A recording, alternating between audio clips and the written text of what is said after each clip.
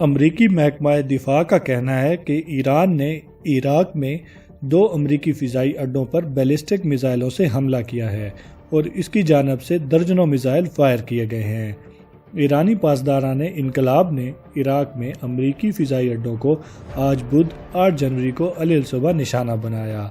ان حملوں میں جانی اور مالی نقصان کی مکمل اطلاعات تو نہیں ملی، مگر ایک خبر کے مطابق 70 سے 80 لوگ مارے گئے ہیں۔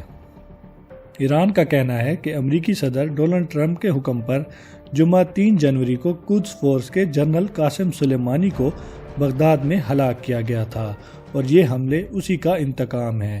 ایران کے سرکاری میڈیا کے مطابق اس آپریشن کو آپریشن سلیمانی کا نام دیا گیا ہے۔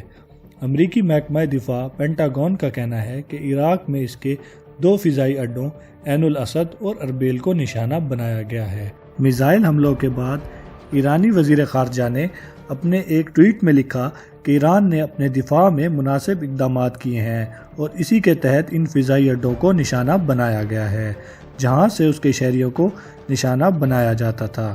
انہوں نے مزید لکھا، ہم جنگ یا کشیدگی نہیں چاہتے، لیکن ہر طرح کی جارحیت کے خلاف اپنے دفاع کا حق محفوظ رکھتے ہیں۔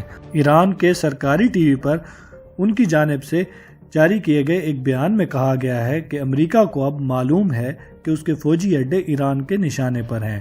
اگر امریکہ نے ایران کے خلاف اپنی کارروائیاں ترک نہ کی تو اس کے ان فوجی اڈوں کو تباہ کر دیا جائے گا۔ ایرانی صدر حسن روحانی کے ایک مشیر حشام الدین نے بھی خبردار کیا ہے اور کہا ہے کہ اگر امریکہ نے اس پر کوئی جوابی کارروائی کی تو اس سے خطے میں جنگ چھڑ سکتی ہے۔ حالانکہ سعودی عرب دوسرا راستہ اختیار کر کے پوری طرح پرامن رہ سکتا ہے۔ ایران نے دبئی اور حیفا پر بھی حملے کی دھمکی دی ہے۔ اس سے متعلق ایک ٹویٹ میں کہا گیا ہے کہ اگر امریکہ نے ایرانی میزائل حملے پر جوابی اقدامات کیے تو ایران اپنے تیسرے حملے میں دبئی اور اسرائیلی شہر حیفا کو پوری طرح سے برباد کر دے گا۔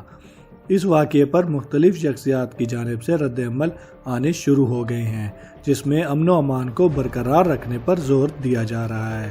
تاہم امریکہ کی حکمت عملی کیا ہوگی، یہ صدر ٹرمپ کے بیان سے پتہ چلے گا۔ دنیا جہان کی خبروں اور تبصروں کے لیے دیکھتے رہیے انفونامہ۔ شکریہ، اللہ حافظ۔